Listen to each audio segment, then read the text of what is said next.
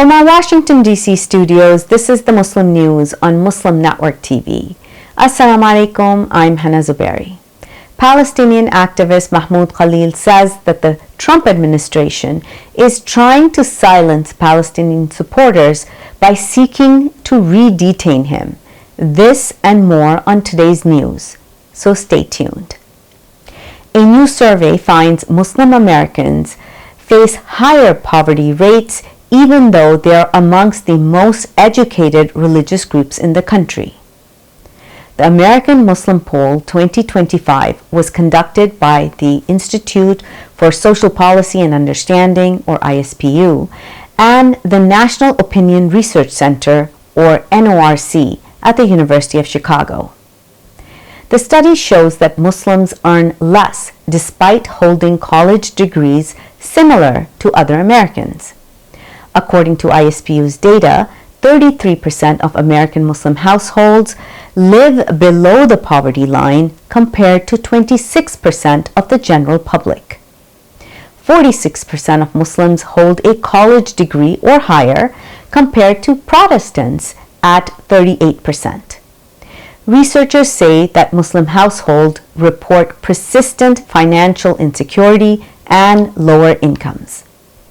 The report also highlights that Muslims are one of the youngest and the most diverse faith groups in the U.S., with no single racial or ethnic minority or majority. Despite strong education and professional skills, economic inequality remains a defining challenge. Experts say this gap shows ongoing discrimination, limited access to opportunity in the workplace, as well as barriers to housing.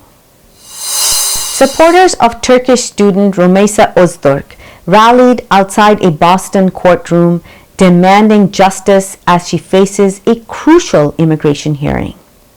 Öztürk, a Fulbright scholar and a PhD student at Tufts University, was detained in March after co-authoring an op-ed criticizing Israel's genocide in Gaza.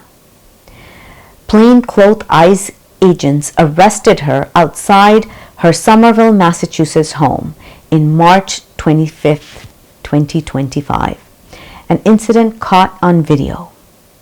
The State Department then revoked her student visa and she was held for 6 weeks in a detention center in Louisiana.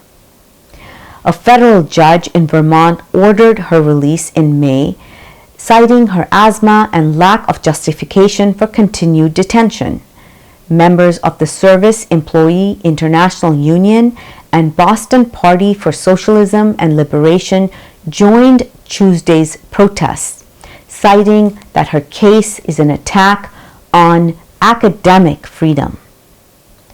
The court will decide whether Öztürk can continue her research and her work in Massachusetts. Palestinian activist Mahmoud Khalil says that the Trump administration is trying to silence Free Palestine voices by seeking to re-detain him. His lawyers appeared before the Third Circuit Court of Appeals in Philadelphia on Tuesday to challenge the detention earlier this year. The 30-year-old Columbia University graduate and U.S. permanent resident was arrested in March without a warrant and detained in Louisiana for months. A lower court ordered his release in June, calling the detention unlawful. Speaking outside the court, Khalil said that this case was not just about him, but about freedom of speech of all Americans. His attorney, Ramzi Qasim, said that the administration's appeal threatens Khalil's right to stay. He warns that everyone's First Amendment rights are at stake. Chaos broke out in New York City's downtown district of Lower Manhattan as masked federal agents raided Canal Street. They arrested street vendors in a surprise immigration sweep.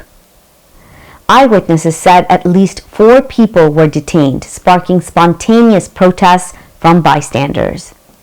Video shows agents in tactical gear shoving protesters and pointing tasers as crowds shouted, "Go home," and accused them of behaving like Nazis. one longtime vendor who was seen pleading to call his mother before being handcuffed and taken away. City Council members Christopher Marte said that he had not seen this much military action in Lower Manhattan since the days after 9/11. The Department of Homeland Security has not commented on the raid. Advocates say the arrests stem from city crackdown on unlicensed vendors, many of them migrants from West Africa. Local authorities condemned the operation, calling it an assault on due process and New York values. A major legal settlement between the Trump administration and the American Federation of Teachers forgives federal student loans for millions of borrowers. Under the deal, the administration will cancel debts for those enrolled in two income-based repayment programs: income contingent repayment and pay-as-you-earn. These plans link payments to income and wipe out remaining balances after 20 to 25 years. Borrowers receiving forgiveness this year will also not have to pay federal taxes on the relief, officials said. About 2.5 million people currently enrolled in these programs. The teachers' union had sued the administration for blocking access to loan relief that was active when many borrowers first signed up.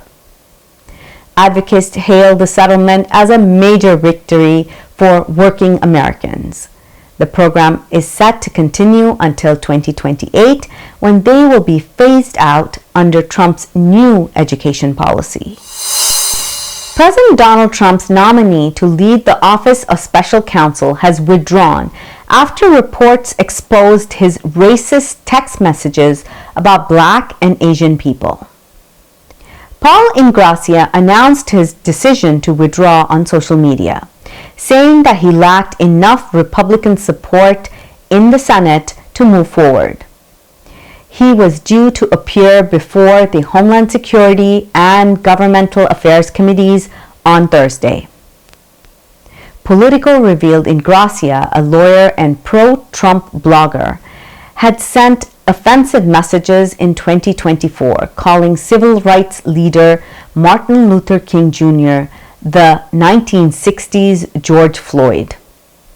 He also said that the annual holiday observed in his honor should be tossed aside into the seventh circle of hell.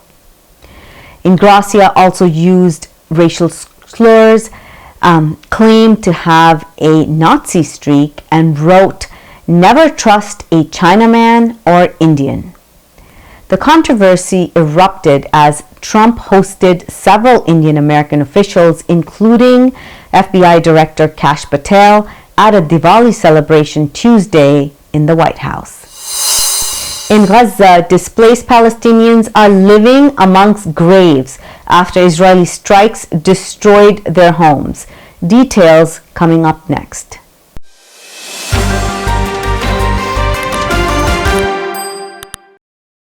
You can time travel? We're in 825 Baghdad.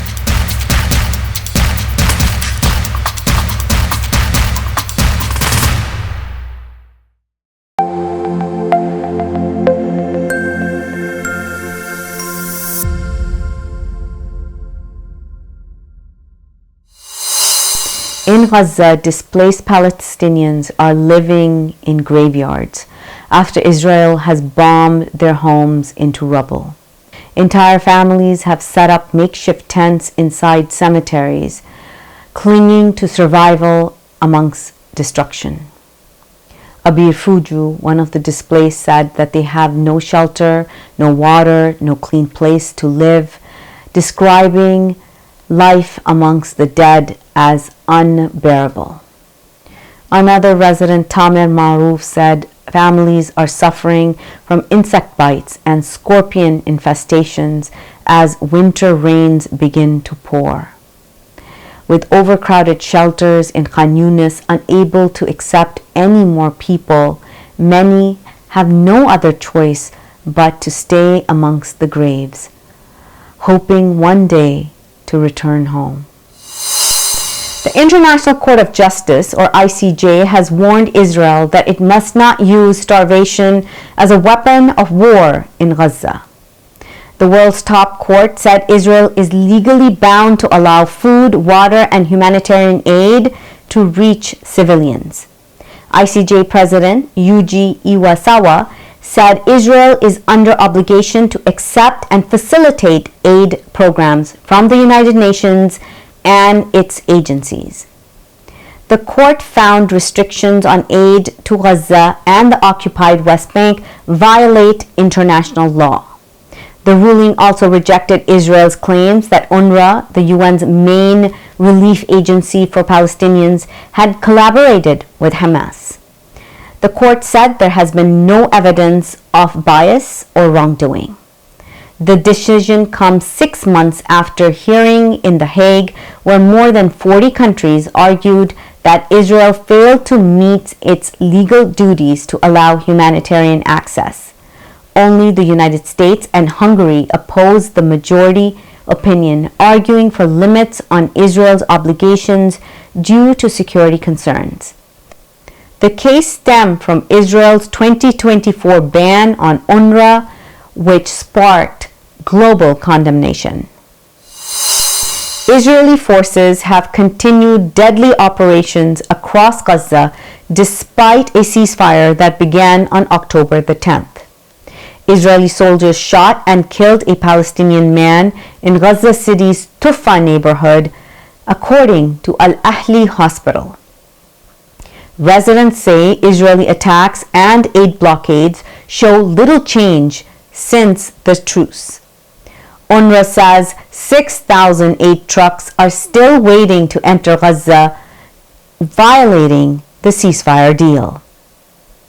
Palestinian authorities also say Israel returned 54 bodies of Palestinian hostages bearing signs of torture and execution-style wounds.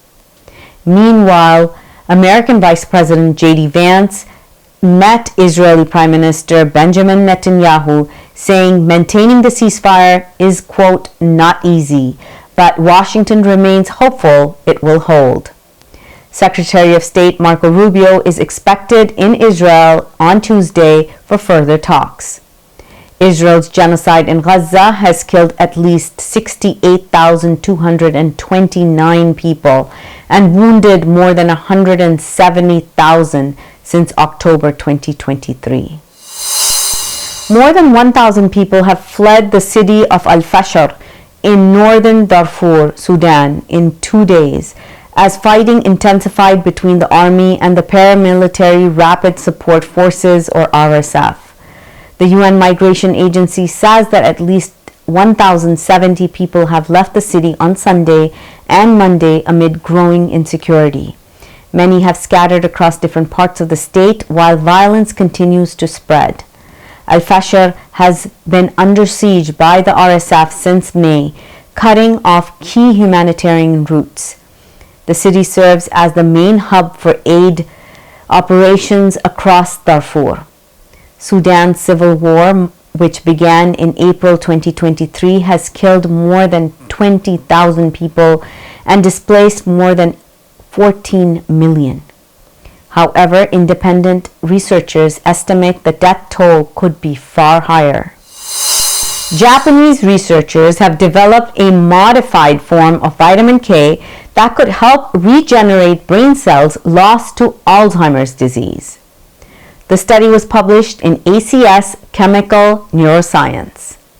It tested 12 new vitamin K analogs enhanced with retinoic acid, a vitamin A compound that supports neuron growth. In lab tests, the new molecules were 3 times more effective than natural vitamin K in turning immature brain cells into neurons. They also crossed the blood-brain barrier in animal models, which is a key step towards real treatment. Researchers plan further animal and human trials to assess clinical potential, saying such a drug could ease both human and financial toll of Alzheimer's. That's all from our Washington, D.C. studios. Thank you for watching Muslim News. We're a community channel dedicated to bringing you stories you can trust. Please like, share, and subscribe to our content. You can also comment on YouTube to let us know what you think of our coverage. Please donate now by visiting Muslim Network TV/donate. For more content, keep watching Muslim Network TV. Assalamu alaikum.